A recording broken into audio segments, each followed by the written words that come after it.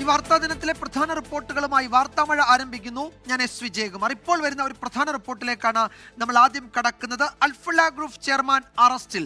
Javad Ahmed സിദ്ദിഖിയെയാണ് കള്ളപ്പണ നിരോധന നിയമവുമായി ബന്ധപ്പെട്ട ഇഡി അറസ്റ്റ് ചെയ്തത്.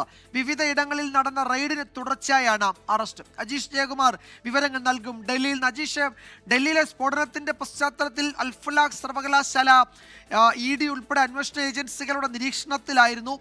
ആ സ്ഫോടനത്തിന് തൊട്ടു പിന്നാലെയാണ് ഇഡി ചില നീക്കങ്ങൾ അവിടെ നടത്തുകയും ചെയ്തത്. നേരത്തെ ഡൽഹി പോലീസ് അവിടെ റെയ്ഡ് നടത്തുകയും ഒക്കെ ചെയ്തിരുന്നു. ഇഡി അതിന്റെ സ്ഥാപക ചെയർമാനെ അറസ്റ്റ് ചെയ്തിരിക്കുകയാണ്. എന്തൊക്കെയാണ് വിവരങ്ങൾ അജീഷ്? വിജയകുമാർ, ഈ ഡൽഹി സ്ഫോടനവുമായി ബന്ധപ്പെട്ട വൈറ്റ് കോളർ സംഘങ്ങൾ പ്രവർത്തിക്കുകയും ഈ ഗൂഢാലോചന നടത്തുകയും ചെയ്ത പ്രധാനപ്പെട്ട കേന്ദ്രങ്ങളിൽ ഒന്നാണ് ഫരീദാബാദിലുള്ള അൽ ഫലാഹ് സർവകലാശാല. ഈ സർവകലാശാലയുടെ ആസ്ഥാനം പക്ഷേ ഡൽഹിയിലെ ഓഖ്ലയിലാണ്. ഈ സർവകലാശാലയിലും ഒപ്പം തന്നെ ഈ ഓഖ്ലയിലും ഇന്നലെയുമൊക്കെയായി ഇഡി പരിശോധന നടത്തിയിരുന്നു. ഇഡിക്കൊപ്പം ഡൽഹി ക്രൈംബ്രാഞ്ചിലെ സാമ്പത്തിക കുറ്റാന്വേഷണ വിഭാഗവും അവിടെ പരിശോധന നടത്തിയിരുന്നു. ഈ സമയത്താണ് ചില തെളിവുകൾ, നിർണായക തെളിവുകൾ ഇഡിക്കും സാമ്പത്തിക കുറ്റാന്വേഷണ വിഭാഗത്തിനും കിട്ടിയത്. അതായത് ഈ വിദേശത്ത് നിന്ന് ഫണ്ട് വാങ്ങുന്നതടക്കമുള്ള ഇതിനകത്ത് സാമ്പത്തിക ക്രമക്കേടുകൾ നടന്നതായിട്ടാണ് തെളിവുകൾ ലഭിച്ചത്. മാത്രമല്ല, ഈ ജവാദ് അഹമ്മദ് സിദ്ദിഖി നേരത്തെ തന്നെ ഒരു സാമ്പത്തിക ക്രമക്കേട് കേസിൽ ജയിലിൽ കിടന്ന ആൾ കൂടിയാണ്. ഈ ജീവനക്കാരുടെ EPFO ഫയൽ ചെയ്യുന്നതടക്കം, അത് അടയ്ക്കുന്നതടക്കം ഗുരുതരമായ ചട്ടലംഘനങ്ങൾ, നിയമലംഘനങ്ങൾ ഇയാൾ നടത്തിയിട്ടുള്ളതായിട്ടും കണ്ടെത്തി. മാത്രമല്ല, ചില ജീവനക്കാർ നേരത്തെ ശമ്പളവുമായി ബന്ധപ്പെട്ട ചില സമരം നടത്തി അവരെയൊക്കെയും ഒതുക്കാൻ ഇയാൾ ചില ശ്രമം നടത്തിയതായിട്ടും ആരോപണമുണ്ടായിരുന്നു. അതിന്റെയൊക്കെ പശ്ചാത്തലത്തിലാണ് ഇപ്പോൾ കള്ളപ്പണ നിരോധന നിയമത്തിന്റെ സെക്ഷൻ 19A പ്രകാരം ജവാദ് അഹമ്മദ് സിദ്ദിഖിയെ അറസ്റ്റ് ചെയ്തിട്ടുള്ളത്. അവിടെ ഈ കഴിഞ്ഞ ദിവസങ്ങളിലൊക്കെ തന്നെ അവിടുത്തെ ഡോക്ടർമാരെയും വിദ്യാർത്ഥികളെ അടക്കം ഡൽഹി പോലീസും ഒപ്പം തന്നെ ഇഡിയും ചോദ്യം ചെയ്തിരുന്നു. സാമ്പത്തിക കുറ്റാന്വേഷണവുമായി ബന്ധപ്പെട്ടാണ് ഈ രണ്ട് കേസുകളും എടുത്തിട്ടുള്ളത്. നേരത്തെ UGC ചട്ടലംഘനവുമായി ബന്ധപ്പെട്ട്, അതായത് UGCയുടെ അംഗീകാരം ഇല്ലാതെ NAC അക്രഡിറ്റേഷൻ ഉണ്ട് എന്ന് വെബ്സൈറ്റിൽ രേഖപ്പെടുത്തിയതിന് ആ കേസ് എടുത്തിട്ടുണ്ടായിരുന്നു. അങ്ങനെ നിരവധി കേസുകളാണ്, ഈ ആരോപണങ്ങളാണ് ഈ അൽഫലാഹ് സർവകലാശാല, അൽഫലാഹ് ഗ്രൂപ്പിനെതിരെ നേരിടുന്നത്. ഇതിന്റെ തുടർ നടപടിയായിട്ടാണ് ഇപ്പോൾ ചെയർമാൻ തന്നെ അറസ്റ്റിലായിരിക്കുന്നത്. ജവാദ് അഹമ്മദ് സിദ്ദിഖിയെ കള്ളപ്പണ നിരോധന നിയമവുമായി ബന്ധപ്പെട്ടാണ് ഇഡി അറസ്റ്റ് ചെയ്തിരിക്കുന്നത്. ഡൽഹി സ്ഫോടന കേസുമായി ബന്ധപ്പെട്ട ഈ സ്ഥാപനത്തെ കേന്ദ്രീകരിച്ച് അന്വേഷണം നടക്കുന്നുണ്ടായിരുന്നു. നിരവധി തവണ ഡൽഹി പോലീസിന്റെ പരിശോധനയൊക്കെ അവിടെ നടന്നിരുന്നു. അതിനിടെയാണ് ഇഡി അവിടെ നിർണായകമായ ഒരു അറസ്റ്റ് നടത്തിയിരിക്കുന്നത്. അന്വേഷണ സംഘത്തിന്റെ അടുത്ത നീക്കങ്ങൾ എന്തൊക്കെയാണ് എന്ന് ഒരുപക്ഷെ നാളെ അറിയാം. അജീഷ് ജയകുമാറാണ് വിവരങ്ങൾ നൽകിയത് ഡൽഹിയിൽ നിന്ന്. ചാവേർ ആക്രമണത്തെ ന്യായീകരിക്കുന്ന ഡൽഹി സ്ഫോടന കേസ് മുഖ്യപ്രതി ഡോക്ടർ ഉമർ നബിയുടെ വീഡിയോ പുറത്ത്. ഉമർ നബിയുടെ ഫോണിൽ നിന്നാണ് ഈ വീഡിയോ ലഭിച്ചത്. കേസിൽ അറസ്റ്റിലായ ഡാനിഷിനെ പട്യാല ഹൗസ് കോടതി 10 ദിവസത്തെ കസ്റ്റഡിയിൽ വിട്ടു. ഡൽഹി ചെങ്കോട്ടയ്ക്ക് സമീപം ചാവേർ ആക്രമണം നടത്തുന്നതിന് മുമ്പായി ഡോക്ടർ ഉമർ നബി ചിത്രീകരിച്ച 1 മിനിറ്റ് 21 സെക്കൻഡ് ദൈർഘ്യമുള്ള വീഡിയോ ആണ് പുറത്തു വന്നത്. One of the very misunderstood concept of what has been labeled as suicide bombing. It is martyrdom operations, and it is being known in Islam. There are multiple contraindications. There are multiple arguments that have been brought against it. ഒരു പ്രത്യേക സ്ഥലത്ത് വെച്ച് പ്രത്യേക സമയത്ത് മരിക്കാൻ തീരുമാനിച്ച ഒരു വ്യക്തി പോകുന്നതിനെയാണ് രക്തസാക്ഷിത്വം എന്ന് പറയുന്നതെന്ന് ഉമർ ന്യായീകരിക്കുന്നു.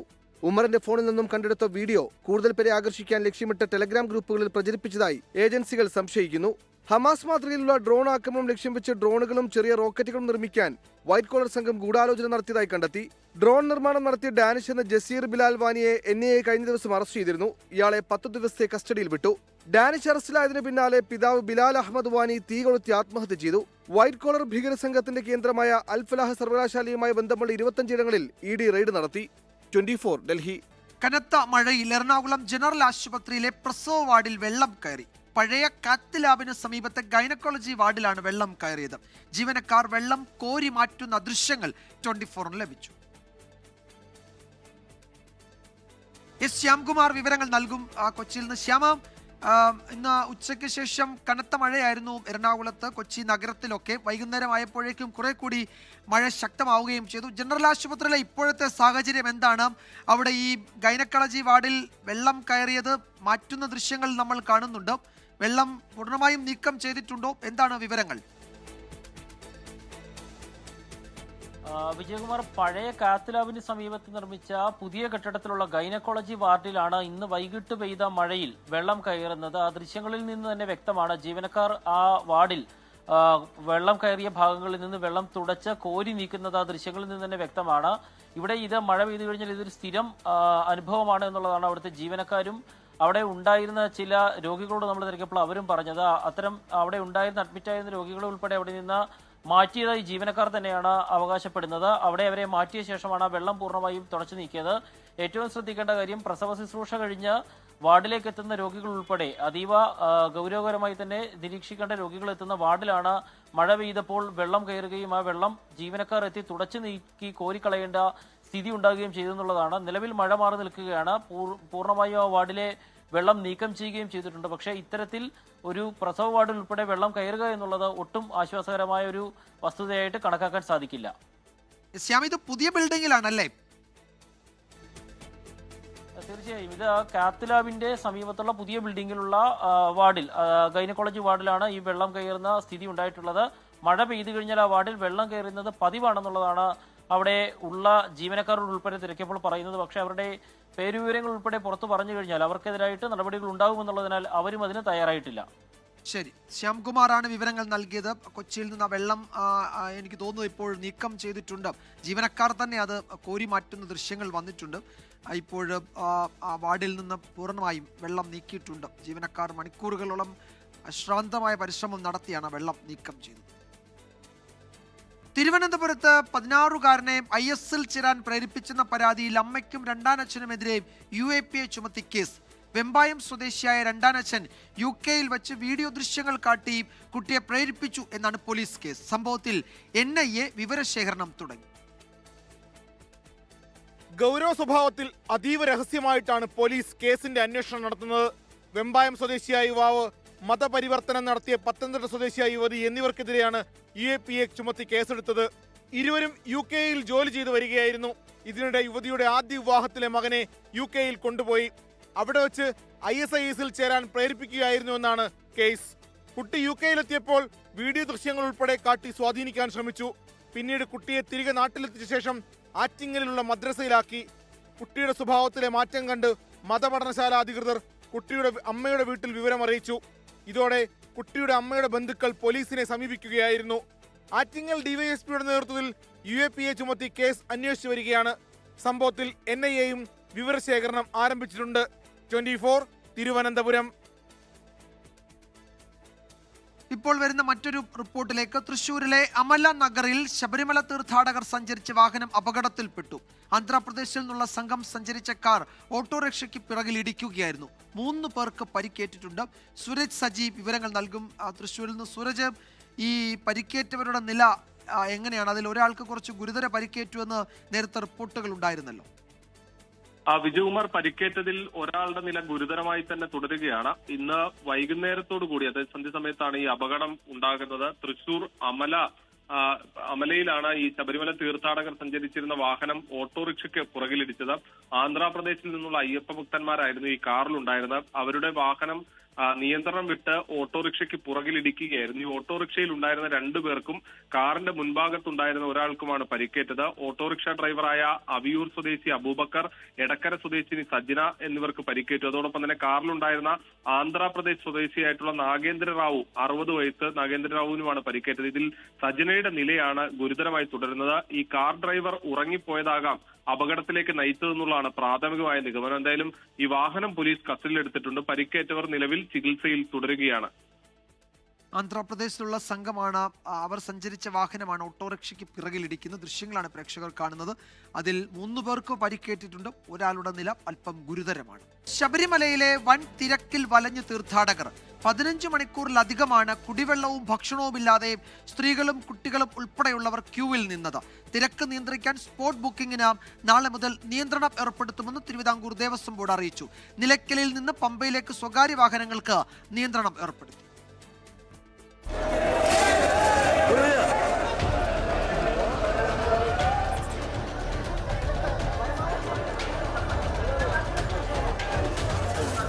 മണ്ഡലകാലത്ത് ദർശനത്തിന് പ്രതിദിനം ഹൈക്കോടതി അനുവദിച്ചത് 90,000 തീർത്ഥാടകരെ.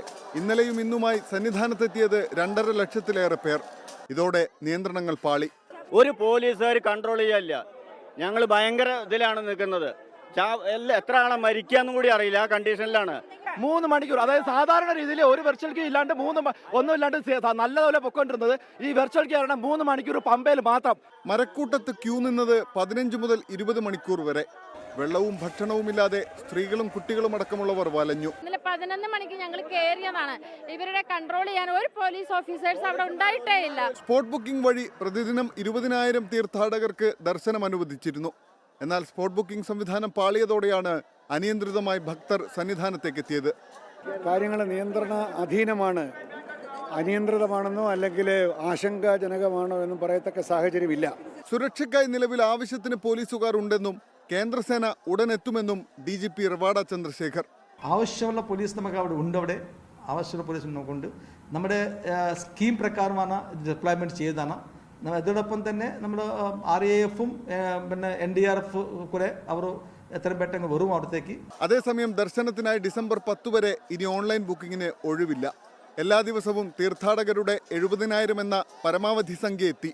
മണ്ഡലപൂജാ ദിനമായ ഡിസംബർ 27-നും തലേ ദിവസവും ബുക്കിംഗ് അനുവദിച്ചു തുടങ്ങിയിട്ടില്ല. 24 സന്നിധാനം. മണ്ഡലകാല തീർത്ഥാടനത്തിന്റെ തുടക്കത്തിൽ തന്നെ ശബരിമലയിലെ തിരക്ക് നിയന്ത്രണം താളം തെറ്റി. യോഗങ്ങൾ വിളിച്ചു ചേർക്കാൻ പെരുമാറ്റച്ചട്ടം നിലനിൽക്കുന്നതും തിരക്ക് നിയന്ത്രിക്കാൻ കേന്ദ്രസേന എത്താത്തതുമാണ് സർക്കാരിന് തിരിച്ചടിയായത്. ശബരിമലയിലെ ഒരുക്കങ്ങളിൽ സർക്കാരും തിരുവിതാംകൂർ ദേവസ്വം ബോർഡും പരാജയപ്പെട്ടുവെന്ന് പ്രതിപക്ഷം കുറ്റപ്പെടുത്തി. ശബരിമല മണ്ഡല മകരവിളക്കൊരുക്കങ്ങൾ ചർച്ച ചെയ്യാൻ യോഗം വിളിക്കാൻ ദേവസ്വം മന്ത്രി തിരഞ്ഞെടുപ്പ് കമ്മീഷനെ സമീപിച്ചെങ്കിലും തിരഞ്ഞെടുപ്പ് പെരുമാറ്റച്ചട്ടം ചൂണ്ടിക്കാട്ടി അനുമതി നൽകിയിരുന്നില്ല. മണ്ഡലകാലം ആരംഭിക്കുന്നതിന് മുമ്പ് NDRF, RAF സേനകളെ സുരക്ഷയ്ക്കായി ഇത്തവണ നിയോഗിക്കാത്തതും തിരിച്ചടിയായി. അതേസമയം വൻ തിരക്കിന് പിന്നാലെ NDRF സംഘം നാളെ ശബരിമലയിലെത്തും. തിരഞ്ഞെടുപ്പ് പെരുമാറ്റച്ചട്ടമല്ല കാരണമെന്നും ശബരിമലയിൽ സർക്കാരിന്റെ നിരുത്തരവാദമായ സമീപനമെന്നും KC വേണുഗോപാൽ MP. ഇത് പൂർണ്ണമായും സ്റ്റേറ്റ് ഗവൺമെന്റ് നിരുത്തരവാദത്തിലുള്ള സമീപനം കൊണ്ടുണ്ടായതാണ്. ഇലക്ഷനെ കുറ്റം പറഞ്ഞിട്ട് കാര്യമില്ല. സ്വന്തം കെടുകാര്യസ്ഥതയും അതല്ലെങ്കിൽ സ്വന്തക്കാരുടെ അഴിമതി മറച്ചു വെക്കാനുള്ള വ്യഗ്രതയും മൂലം ഉണ്ടാക്കിയിട്ടുള്ള പിടിപ്പുകേടാണ്. ശബരിമലയിൽ കുടിവെള്ളം പോലും കിട്ടാനില്ലെന്ന് BJP മുൻ സംസ്ഥാന അധ്യക്ഷൻ K. സുരേന്ദ്രൻ കുറ്റപ്പെടുത്തി. കൊച്ചുകുട്ടികളും പ്രായമായവരുമെല്ലാം കുടിവെള്ളം കിട്ടാതെ വാവിട്ട് നിലവിളിക്കുന്ന ദൃശ്യങ്ങളാണ് ശബരിമലയിൽ നിന്ന് വന്നുകൊണ്ടിരിക്കുന്നത്. പമ്പയിലും സന്നിധാനത്തും ഒരുക്കങ്ങളൊന്നും പൂർത്തിയായിട്ടില്ല. തിരക്ക് നിയന്ത്രിക്കാനുള്ള സംവിധാനങ്ങൾ അമ്പെ പരാജയപ്പെട്ടിരിക്കുന്നു. 24 ശബരിമല. ശബരിമല വിശേഷങ്ങൾ. ശരണം സന്നിധാനം. ശരണം സന്നിധാനം പവേർഡ് ബൈ ആർജിക്കാം നല്ലൊരു പ്രാർത്ഥനാശീലം. Co-sponsored by BLM, Kerala, Tamil Nadu, Pondicherry.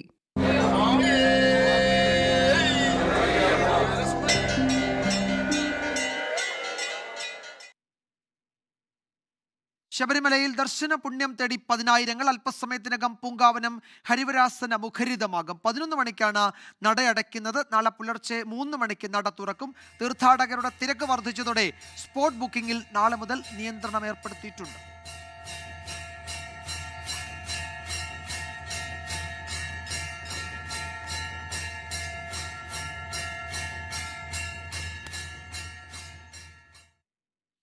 SIR നടപടികൾ വേഗത്തിൽ പൂർത്തിയാക്കാൻ നിർദ്ദേശങ്ങളുമായി ഇലക്ട്രൽ രജിസ്ട്രേഷൻ ഓഫീസർമാർ.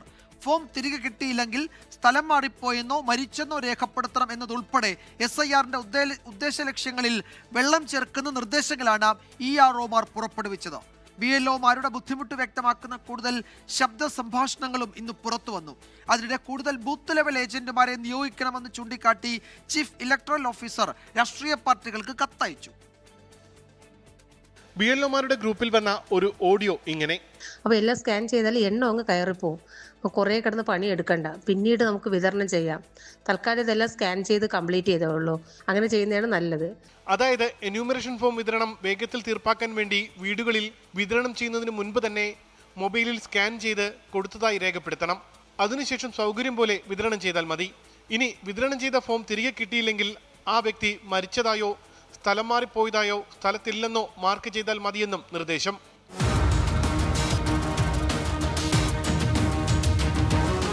അതേസമയം BLOമാർ നേരിടുന്ന സങ്കീർണ ബുദ്ധിമുട്ടുകൾ വ്യക്തമാക്കുന്ന ഒരു ഓഡിയോ കൂടി പുറത്തു വന്നു. ടാർഗറ്റ് പൂർത്തിയാക്കാൻ രാത്രി 9 മണിക്കെത്തിയ BLOയെ സ്ത്രീ വീട്ടിൽ കയറ്റിയില്ല. ചേച്ചി ഒന്നും സഹകരിക്കണം, ഇതൊന്നും മേടിക്കാൻ പറ്റത്തില്ല. ഈ 9 മണിക്കൊക്കെ വന്നാൽ ഇവിടെ ഒന്നും സഹകരണം ഒന്നും നടക്കത്തില്ല. നാളെ രാവിലെ വന്നാൽ നോക്കാം. ഇതിനിടെ ചില ജില്ലകളിൽ BLOമാരുടെ സമ്മർദ്ദം കടുപ്പിച്ച് ടാർഗറ്റ് മാറ്റി നിശ്ചയിച്ചു.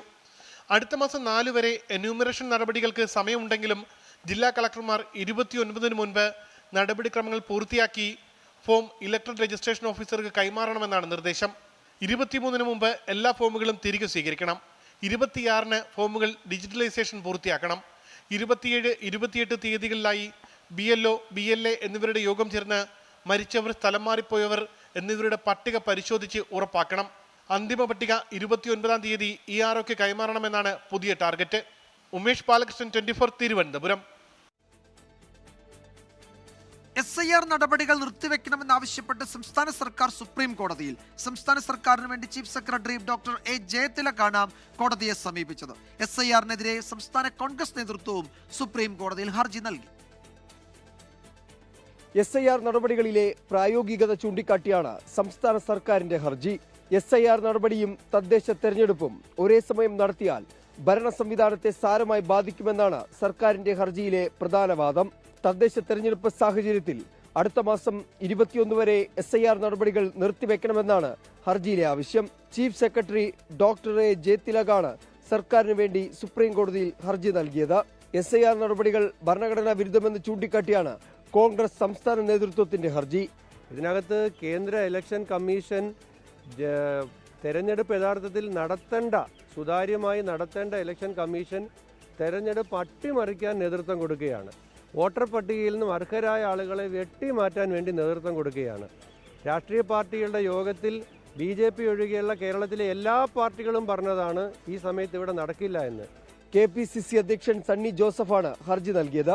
ഉത്തർപ്രദേശിലെ SIRനെതിരെ അവിടുത്തെ കോൺഗ്രസ് ഘടകവും സുപ്രീം കോടതിയെ സമീപിച്ചിട്ടുണ്ട്. കഴിഞ്ഞ ദിവസം കേരളത്തിലെ SIR നടപടികൾ നിർത്തിവെക്കണമെന്നാവശ്യപ്പെട്ട് മുസ്ലിം ലീഗ് സുപ്രീം കോടതിയെ സമീപിച്ചിരുന്നു. 24, ഡൽഹി. കോഴിക്കോട് വടകരയിൽ വാഹനാപകടത്തിൽ ഗുരുതരമായി പരിക്കേറ്റ് അബോധാവസ്ഥയിൽ കഴിയുന്ന 9 വയസ്സുകാരി ദൃശാനയ്ക്ക് നഷ്ടപരിഹാരം നൽകാൻ ഉത്തരവ്. 1,15 ലക്ഷം രൂപ നഷ്ടപരിഹാരം നൽകണം എന്നാണ് കോടതി വിധി. ഇൻഷുറൻസ് കമ്പനിയാണ് തുക നൽകേണ്ടത്. കഴിഞ്ഞ വർഷം ഫെബ്രുവരി 17 വടകര ദേശീയപാതയിൽ ചോറോട് വെച്ചാണ് അപകടമുണ്ടായത്. അപകടത്തിൽ 62 വയസ്സുകാരി മുത്തശ്ശി മരിക്കുകയും 9 വയസ്സുകാരിയായ ദൃശാന അബോധാവസ്ഥയിലാവുകയും ചെയ്തു. ഈ കേസിലാണ് വടകര MACT കോടതി കേസ് തീർപ്പാക്കിയത്. ഇൻഷുറൻസ് കമ്പനിയാണ് തുക നൽകേണ്ടത്. 1,15 ലക്ഷം രൂപയാണ് വിധി വന്നിരിക്കുന്നത്. ഇതിന് കുറച്ച് മുമ്പേ ഹിറ്റ് ആൻഡ് റൺ സ്കീം പ്രകാരം ഒരു 50,000 രൂപ കുട്ടിക്ക് ലഭിച്ചിരുന്നു. ആയത് കീഴിലുള്ള തുകയായിരിക്കും ഇവർക്ക് ലഭിക്കുക. മാത്രമല്ല ഈ കുട്ടിയുടെ അക്കൗണ്ടിലേക്കാണ് ഡെപ്പോസിറ്റ് ചെയ്തിരിക്കുന്നത്. കേസിൽ കുറ്റപത്രം സമർപ്പിച്ച് 7 മാസമായിട്ടും കുടുംബത്തിന് അപകട ഇൻഷുറൻസ് തുക ലഭിച്ചിരുന്നില്ല. കോട്ടയത്തെ ആശുപത്രിയിൽ ചികിത്സയിലാണ് ദൃശാന. ഹൈക്കോടതിയുടെയും ലീഗൽ സർവീസ് അതോറിറ്റിയുടെയും ഇടപെടലാണ് കേസിൽ നിർണായകമായത്. 24, കോഴിക്കോട്. റിപ്പോർട്ടോടെ വാർത്താമഴ അവസാനിക്കുന്നു. നാളെ വീണ്ടും കാണാം. ശുഭരാത്രി. ലോകത്തെവിടെയായാലും ഏത് സമയത്തും 24 വാർത്തകളും ഓഗ്മെന്റഡ് റിയാലിറ്റി പാക്കേജുകളും എക്സ്പ്ലെയിനറുകളും വിശദമായി കാണാൻ ഞങ്ങളുടെ YouTube ചാനൽ നിങ്ങൾക്ക് സബ്സ്ക്രൈബ് ചെയ്യാം.